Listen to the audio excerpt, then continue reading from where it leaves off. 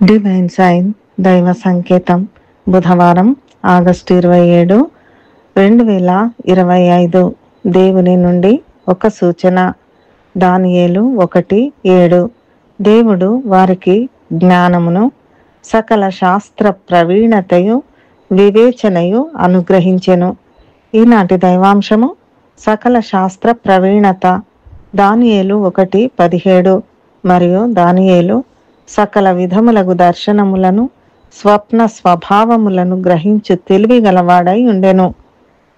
జ్ఞానం వ్యక్తుల ఆలోచన నైపుణ్యాలను మెరుగుపరుచుకోవడంలో సహాయపడుతుంది మరియు నేర్చుకోవడాన్ని సులభతరం చేస్తుంది.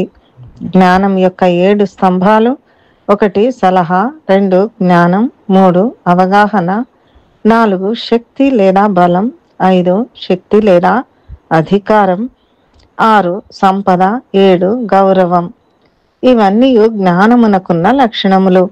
జ్ఞానం మనల్ని గొప్పవారినిగా చేస్తుంది. ఇది గొప్ప ధననిధిగా చెప్పవచ్చు. మనకు గౌరవాన్ని కలుగజేస్తుంది. జ్ఞానుల పెదవులు జ్ఞానాన్ని వ్యాపింపజేస్తాయి. యెహోవా యందలి భయభక్తులే జ్ఞానమునకు మూలాధారము.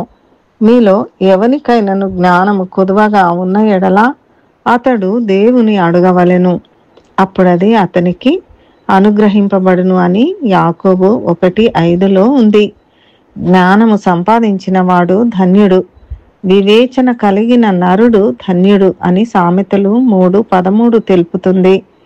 సొలొమోను మహారాజు ప్రార్థించినప్పుడు దేవుడు జ్ఞానమును బుద్ధిని వర్ణింపశక్యము కాని వివేచన గల మనస్సును సొలొమోనునకు దయచేసినాడు.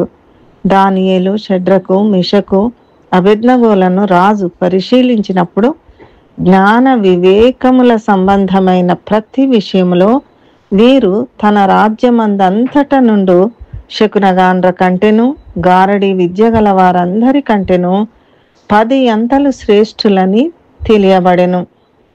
యోబు 28:28 ప్రకారం యెహోవా యందలి భయభక్తులే జ్ఞానమనియు దుష్టత్వము విడుచుటయే వివేకమనియు ఆయన నరులకు సెలవిచ్చినాడు.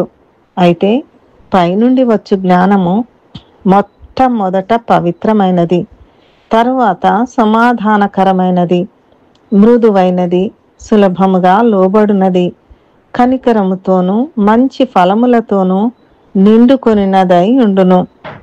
తండ్రి అయిన దేవుడు తన పరిశుద్ధాత్మను మనకు అనుగ్రహించుట ద్వారా ఆయన మన హృదయాలను యేసుక్రీస్తును తెలుసుకోవడానికి ప్రకాశవంతం చేస్తాడు.